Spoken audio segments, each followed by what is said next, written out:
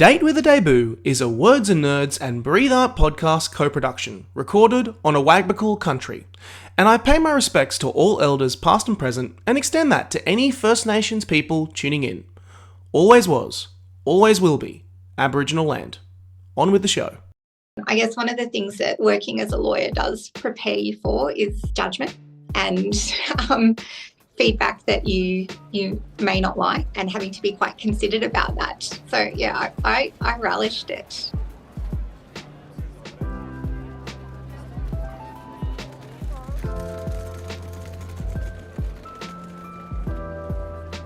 Hello, my name is Nick Wasiliev, former host of Tell Me What to Read, author of When Men Cry, and we're continuing this special miniseries with Words and Nerds, shining a light on debut novelists, their journey to publication. If you're looking for new books and new authors to check out, this is the place to be. You're looking for writing inspiration, this is the place to be.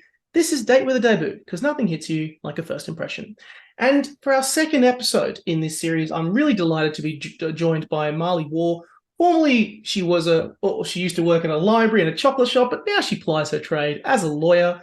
Her novel, Judgement Day, is her debut, and it's out now through Pan Macmillan Australia, and it's already received acclaim from the likes of Shelley Burr, Margaret Hickey, and Tim Ailiff. Mali, welcome to the podcast. Thank you so much for having me. It's an absolute pleasure, and in typical date fashion, we'll start off by telling us a little bit about yourself. I'm particularly interested because you're now working as a lawyer. How did you come to start a writing journey? Slow and meandering story. I always wanted to be a writer. I always thought that would be what I did eventually, but I guess I initially thought, as soon as I leave school, I'll just write this incredible novel.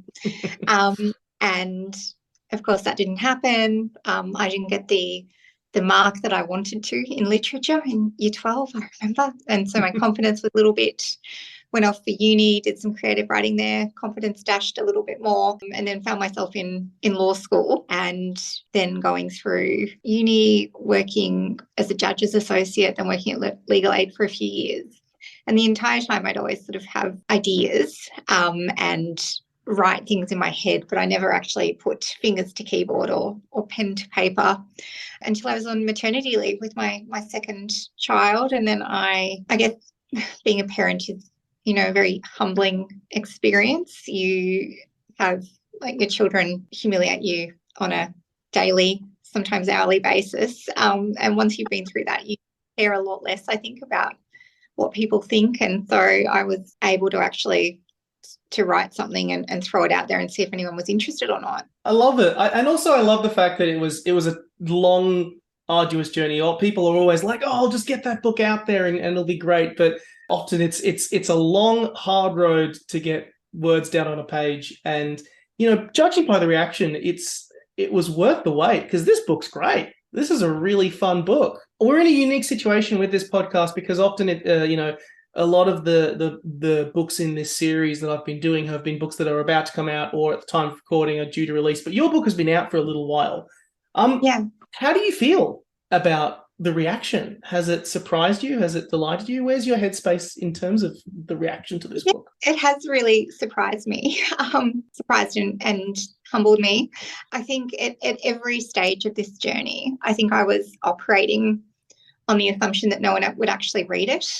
And then once it got to the point where people were reading it, I was initially just absolutely terrified. And now I'm sort of have accepted the fact that it's out in the world, and the feedback has been really positive and really encouraging and really affirming. Yeah.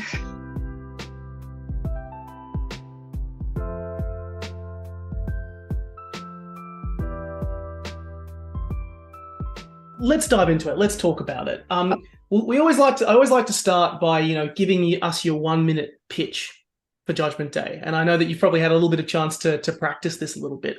What is Judgement Day about?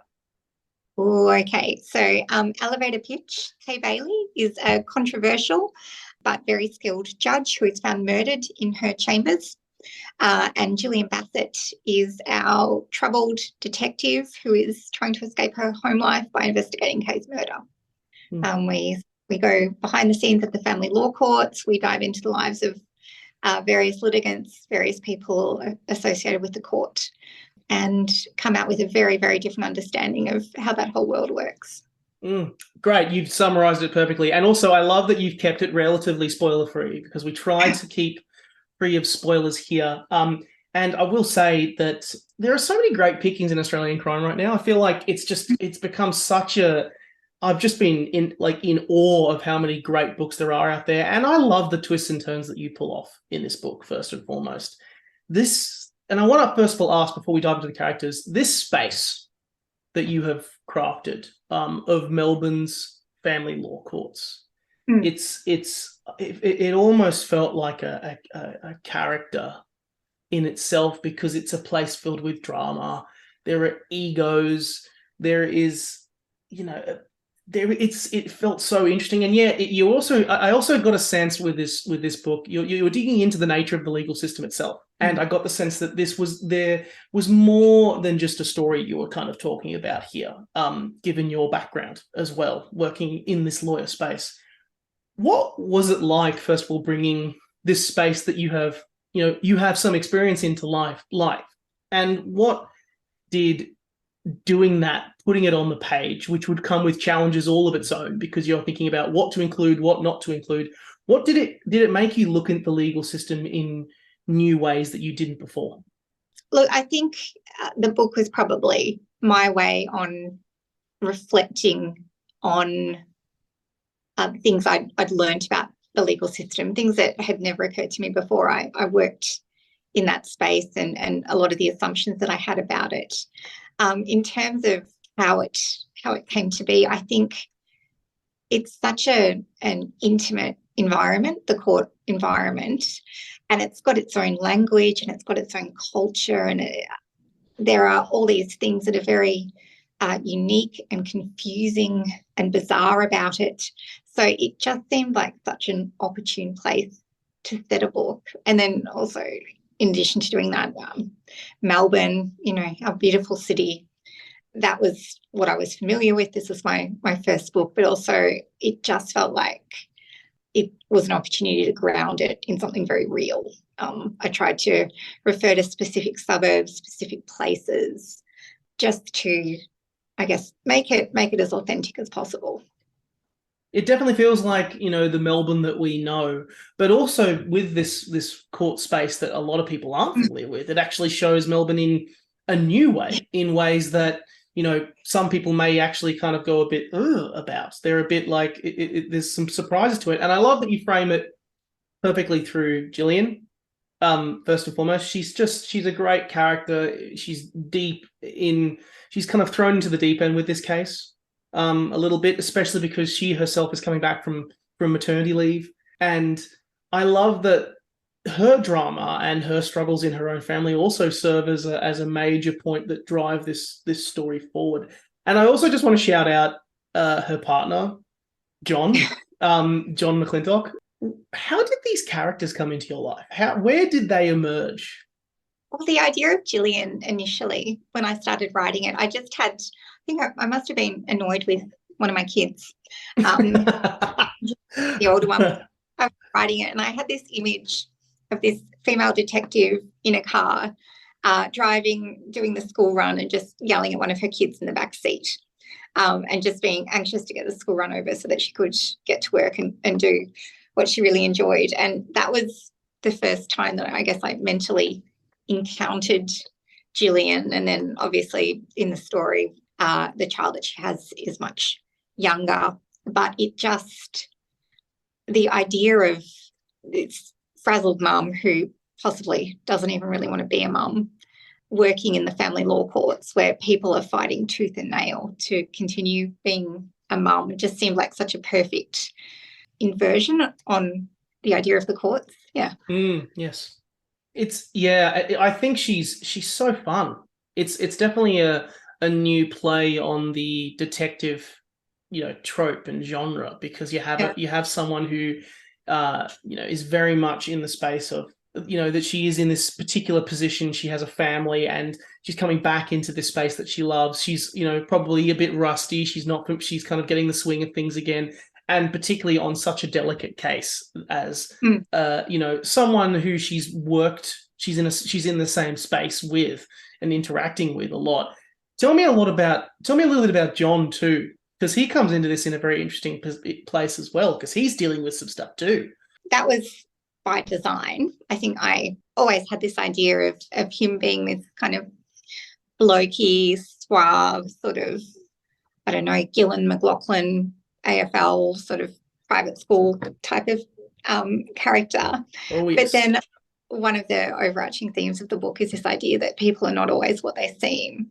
So I wanted to have a representation of that within one of the main male characters. So that was what I was aiming for there. It was important that he had some hidden depth. Yeah, he's a great character, and it also leans into this space, the courts, the place. You do have a bit to say about power, the actual power dynamics in this particular space. There's a lot of that kind of dynamic is really, really interesting, and the courts are seen as a fundamental place where democracy is seen to be. It's like a core part of of the ground. It's like a ground zero of where we see that dynamic in action. But this book also shows that it kind of took me aback a little bit, having not been familiar with this space, that it's also a place of division and where you can actually see who has the power and who doesn't a little bit. Do you think that the aspirations that we often idolize and set for our courts, can they actually be achieved, in your opinion, after kind of looking at this book? Look, that's a big question, very big question. I think regarding the issue of power, I don't know that there is any system that we could invent where, when you're dealing with the breakdown of relationship, what's going to happen to the family home, what's going to happen with your kids, where people will ever feel in control or like they have the power. I just think that is beyond the skills of, the best framers in the world. The very nature of the system is that you are disempowered, which isn't to say that the outcomes that come out of that are wrong or necessarily that they're always right, but just that when you're dealing with these most intimate parts of people's lives, of course they're going to feel powerless. And, a home is such a sanctuary for people. And then when there's a relationship breakdown, suddenly you've got 2 lawyers involved. And then in addition to 2 lawyers, you've probably got 2 barristers involved. And then if they all can't come up with some agreement together about what should happen, then you've also probably got a judge involved. And suddenly these most private things are being decided by all these people who've never met your kids. And that does a number on people. It feels like it does feel like that with this, like this space, and it's so dynamic. Again, it goes back to just how well you nail it in this book. And I think it's definitely a spin on a lot of those those great crime books that have come out recently, and I think it's just absolutely fantastic.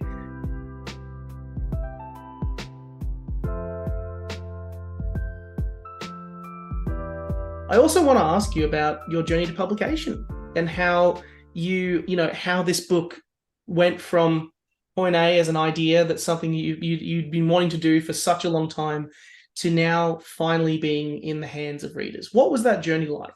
It's a journey in which I've always just been aiming for the next possible things. I think initially a friend of mine had written a book. His name is Bill. He wrote a wonderful book called Modern Marriage. And I asked him how he got published, and he'd done literary speed dating. And I thought, okay, I don't know if what I've written is any good or not, but I'll try literary speed dating and I'll see if an agent's interested in the concept. Then I'll at least know if it's a little bit okay or not. So I pitched to Martin, my agent, at the Australian Society of Authors speed dating function. And he said, oh, look, sounds interesting. Send me, it might have been 30 pages. So I sent him 30 pages, and I thought, well, at least I know that there's some initial interest. It can't be totally terrible. And then he said, send me another 50 pages. And I was like, all right, at least my writing's not so terrible that, no one's ever going to read it. And then it was send me another 100 and then send me the rest of the book. And I was like, okay, well, if an agent's taken the time to read the whole book, even if he doesn't sign me, that's okay. But I'll be happy if he signs me. And then he signed me. And then it became a case of, will any publishers be interested or not? And he was absolutely certain that they would be. I was being negative and convinced that this was as good as it was going to get and that I should be really happy with the fact that I'd managed to secure an agent. But then he pitched it and we got a few offers, which was amazing. And again, I thought I'd be happy with just picking a publication, and we went with PenMac and they were absolutely brilliant through the entire process. But then it became a case of, okay, I've written a book now. Now I really want it to be a bestseller. Will I be happy if it's not a bestseller? But yeah, so it was just this long process of making deals with myself and hoping to be content at every stage of the way. Yeah. I love that you were kind of you how grounded you were. Like, a lot of people often have such high hopes and aspirations when they put a book out, and you were just kind of like being honest, being pragmatic about it. What was it like, if I can poke a little bit more, what was the editing process like as well? Because you've got this manuscript, it's crafted, it's created, and as we heard, PenMac did a fantastic job, helping you put it together and craft it. Like, everyone often talks about the first draft and completing it.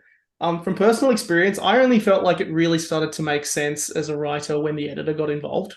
And suddenly they started to give you feedback and say, hey, this works, this doesn't. Was that the case for you? I think I was actually really kind of excited about the editing process. Aside from my husband and my mum and my agent, only the publishers had read it. And I guess I wanted some really thorough feedback to get a sense of what I'd done right and what I'd done wrong. And I guess one of the things that working as a lawyer does prepare you for is judgment and feedback that you may not like, and having to be quite considered about that.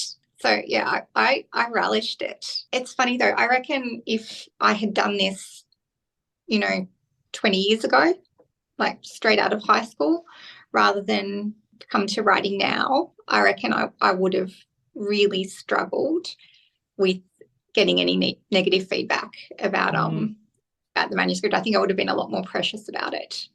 Yeah, it's again like learning. It's one thing to say kill your darlings, but it's another to actually learn the value of it and see how fantastic it can be when suddenly one or two things are changed or moved around or removed, and the story makes sense and flows well. It can be ruthless, but I also find it can be quite liberating as well. Absolutely, yeah.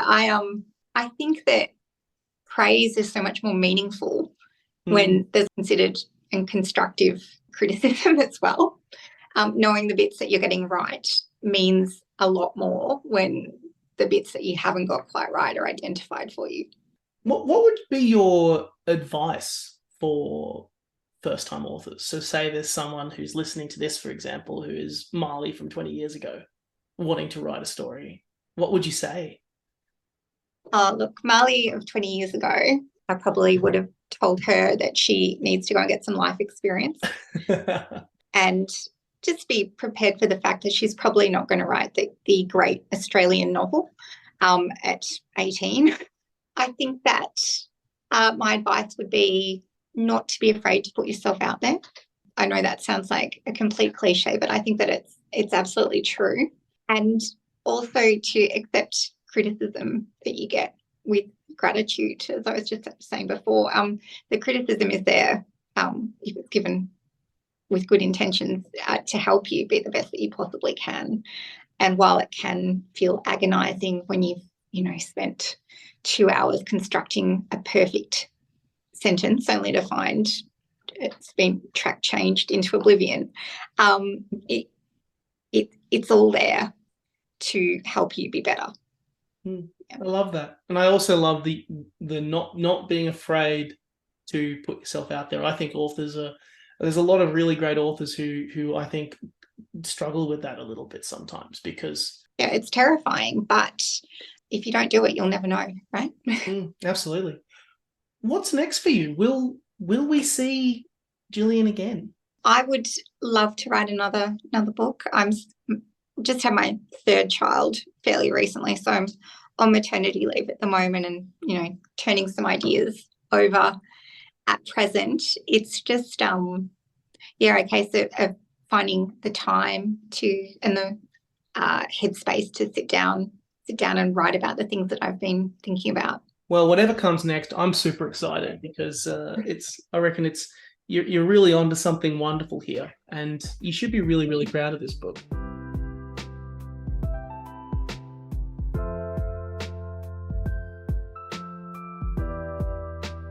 We'll finish off with some rapid fire questions as the final part of the pod.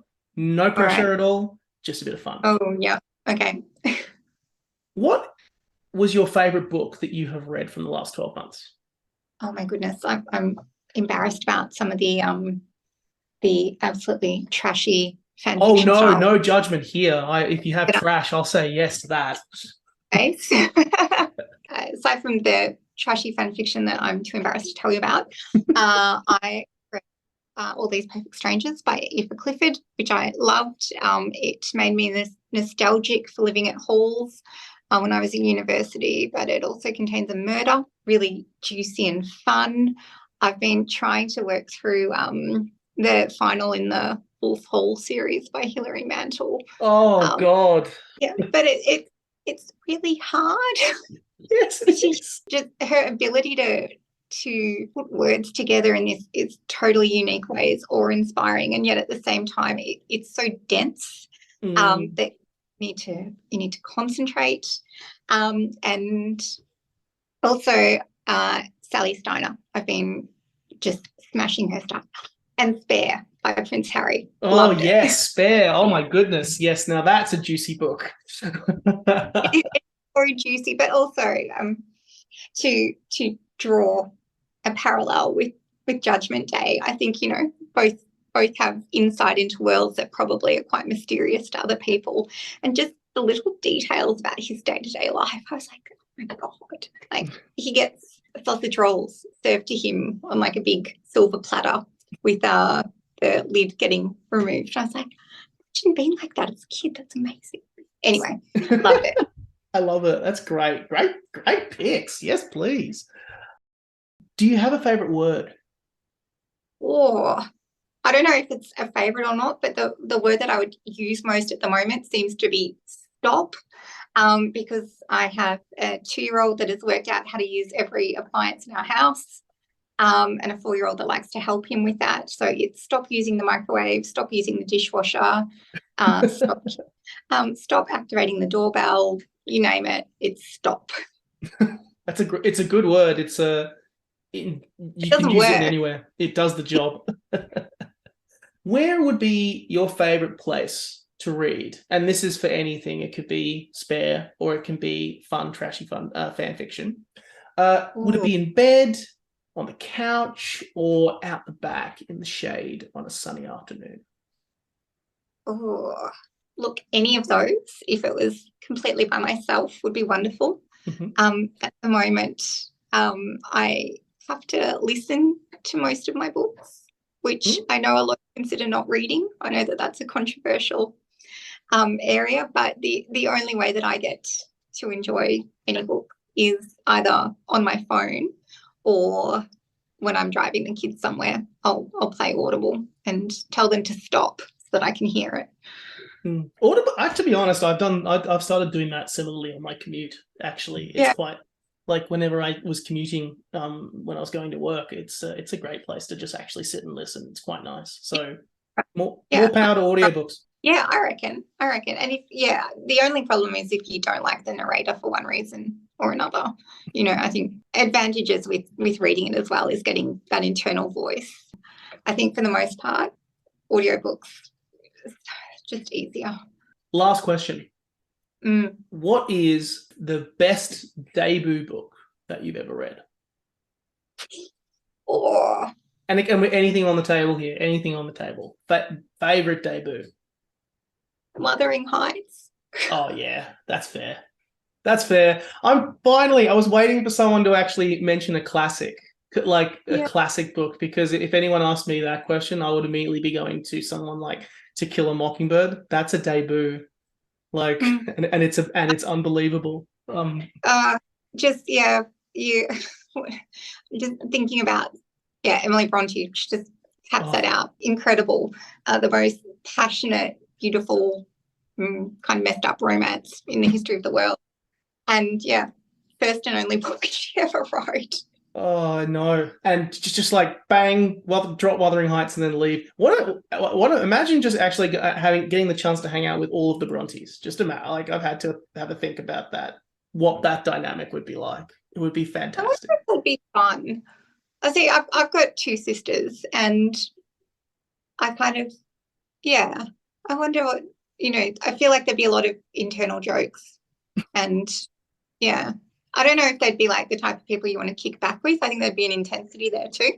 But I would like to meet them nonetheless. Yeah, I know. Well, it's like talk about a high achieving family, just as you are. I think they had a dodgy brother though. There's one in every family. I think he was also a painter though. Like, because there was the three of them, but like he was dodgy, but he also was a painter, just casually on the side. It would be a funny dynamic. But yes, what a good pick, Wuthering Heights. Yes, please.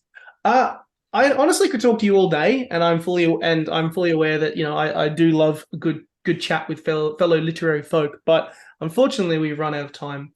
So I'll simply say to all of our listeners, just go and buy Judgment Day. It is out now. It is published by Pam Macmillan. If you like the show, drop Words and Nerds a review. Let us know what you think and who you'd like to hear from next. I'll finish off by saying, Mali, thank you so much. It's been so much fun having you on. Well, thank you so much for having me.